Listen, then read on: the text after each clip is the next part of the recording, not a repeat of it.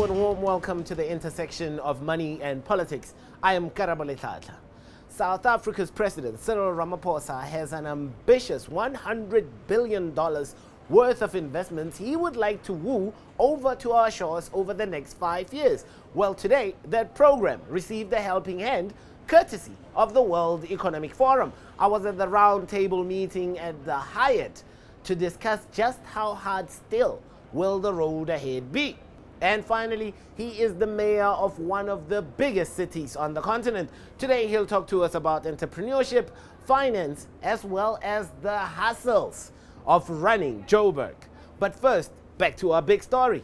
Cyril Ramaphosa presidency has definitely lowered South Africa's political risk levels and improved perceptions about our country offshore. But problems still remain. Problems with low GDP growth, problems in state-owned entities, and problems with high unemployment. South Africa also has one of the lowest levels of domestic savings and a highly concentrated market. How will this feed into the narrative of wooing that $100 billion? I was at the Hyatt earlier on, and these are my conversations with Finance Minister, Investment Envoys, and Captains of Industry. Are you unlocking their wallets as much as their hearts? Look, we're talking to our South African colleagues, as you would know.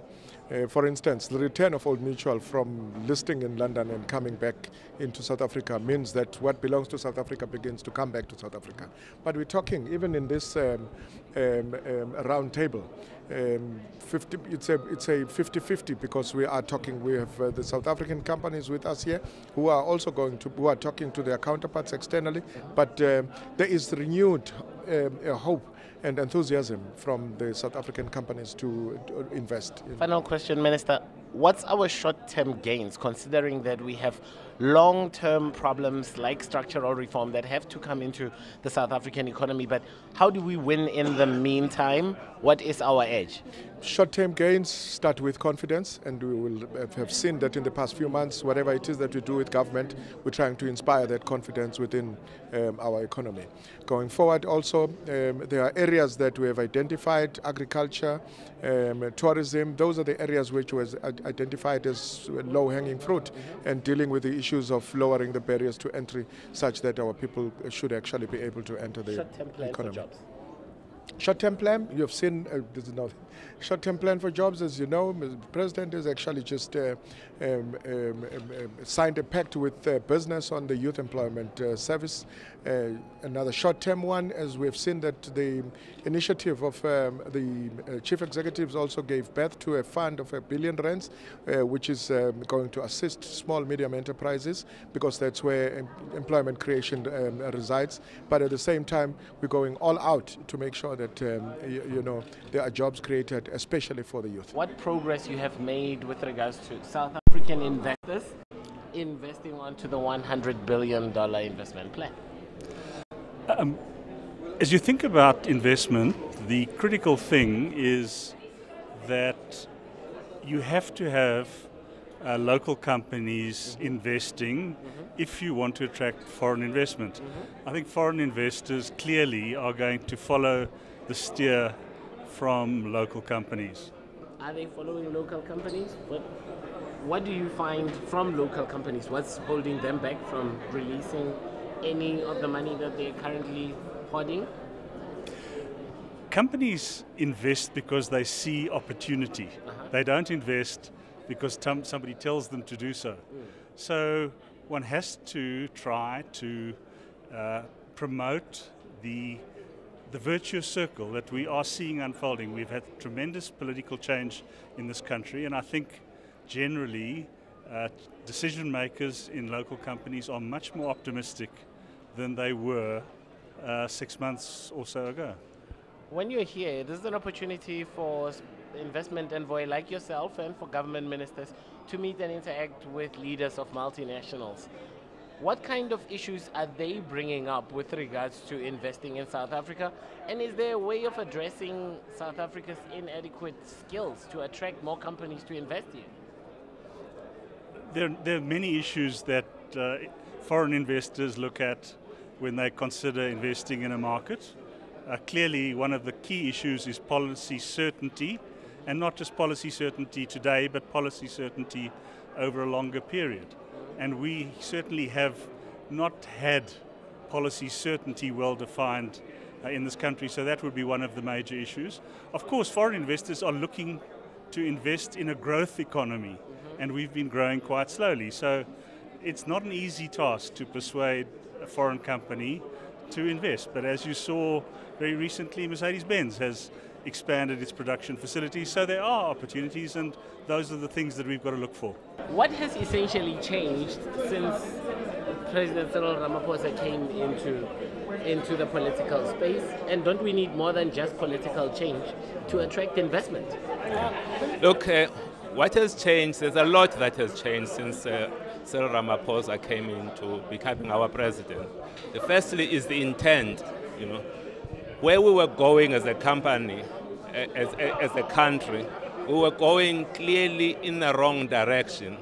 And now he has shifted that, he has pointed this country in the right direction, creating an environment that is business friendly, and an environment where we are dealing decisively with corruption, an environment where we are building very strong institutions to make sure that we sustain whatever growth that we are building as a country. To me, those are clear, decisive things. It's an invitation to us as business people to be part and parcel of this journey that he has begun. Those are clear signals. Is it a vision you want to invest on? Are you going to put real money? I want to invest in building South Africa. South Africa is my home. South Africa is the home for our children.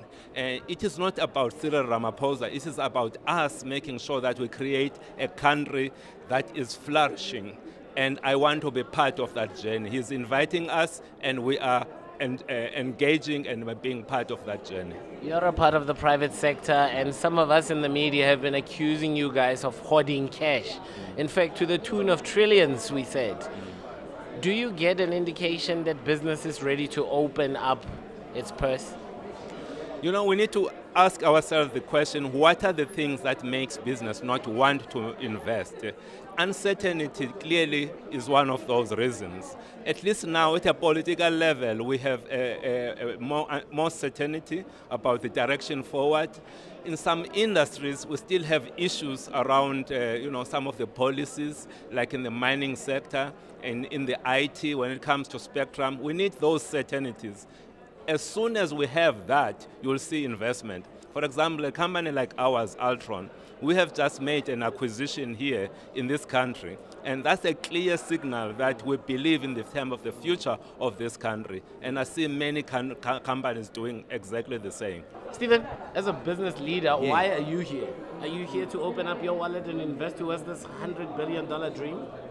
Not yet. Why? What's holding you No, back? I'm here to see what's going on. We're doing a lot of investment, man. This is $100 billion is for the foreigners to invest in South Africa. But we have to get our policy framework right. We have to sort out the land issue, we sort out the mining charter. And now we've got this new issue with the national health insurance. These things, you can't just leave things vague. You have to clarify what is the policy framework of the country. Then people have policy certainty, then they invest. Okay. Until you get policy certainty, the investment will sit on the sideline. What kind of policy certainty are local businesses? You don't count as local, you count as both. But what do you think local businesses are looking But even for them, they have to understand the rules of the game. Has land redistribution been addressed formally? Do you feel like business is being communicated to? Yeah, I think there's a dialogue that is taking place. But we need to get the rules of the game because it's holding people back. Even the locals are not doing anything until they know what the rules of the game are. What would your one advice to the president be? I would say clarify policy, but be business friendly. If you're not business friendly, you're not going to get the $100 billion. What role do you see state-owned entities like Transnet playing in the greater and the triple challenges that face South Africa of poverty, inequality, and high unemployment? Well, obviously, some of the key issues that state-owned enterprises should play is to make a telling impact in the developmental aspect of our economy, especially issues around investment, the industrialization of our country, making sure that we create employment, GDP growth. So there's a lot of investment that SOCs can actually make. We have, as the SOC Forum, been looking at a number of interesting issues that can assist us to create more jobs. Specifically, we're also looking at how we can make an impact on the youth. The youth unemployment rate in this country is very high, but also we see opportunity in terms of the fourth industrial revolution, in terms of being able to bring in new skills into the economy and being able to make a telling impact. Scenario planners say that your portfolio can unleash an entire entrepreneurship industry in South Africa. What are you telling some of the funders who are gathered here with your particular needs as a department? And what do you see as the impediments to unleashing the potential of your department? We have the Department of Small Business Development, obviously, that focuses on creating a conducive environment for SMMEs. But to create a conducive environment is one thing, and to get SMMEs being involved and getting into the space, whether it's big business opening up the value chain for them, whether it's all the different departments giving small and medium enterprises the opportunity, is another. So part of why we are here is because we want to put words into deed. Because remember that we are never even participating in WEF. But we're here because everyone recognizes the importance of small business development. And the reason why we are also here is to say, yes, government is looking for investment. We just came back from East London the other day. There was that the big investment. We went there as small business development because we're saying, yes, we are investing, but how much of that is going to trickle also to small and medium enterprises? So overall, we're happy with the fact that South Africa is really waking up to the reality of what small and medium enterprises can do in contributing towards the economy, contributing to the GDP, contributing to poverty, unemployment, and inequality. We're going to find ourselves almost everywhere because everyone is realizing the importance of small and medium enterprise. Final question, Minister. How can entities like the Competition Commission help dismantle the already high concentrated of big players, but very few big players in South African sectors? Oh, I'm so happy that you're asking that question, because just yesterday we were dealing with the competition bill, which is going to assist us a lot from a legislative point of view or regulatory point of view. But breaking down the monopoly, first and foremost, is about the monopoly understanding that if it's not assisting us in breaking itself down and enabling those that were not in the economy in the past, they might end up being forced to do so. Right now we're saying to them, work with us, because if you continue the monopolization, it means you're blocking out most black people who were never able to come into the economy. And this country is majority black people. You can't have the majority not owning the economy of the country and the economy sitting with other people who are not willing to work with us. So I think that the new wave, which is now the new wave that's here, the reason why we are here is because there's got to be that partnership between government, the private sector, communities, right from the top to the bottom and bottom up.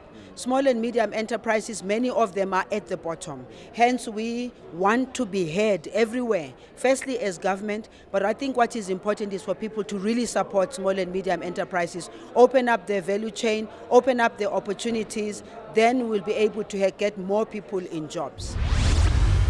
After the break, they called him the business mayor that was going to change politics. Have politics changed him? Herman Mashaba is up next.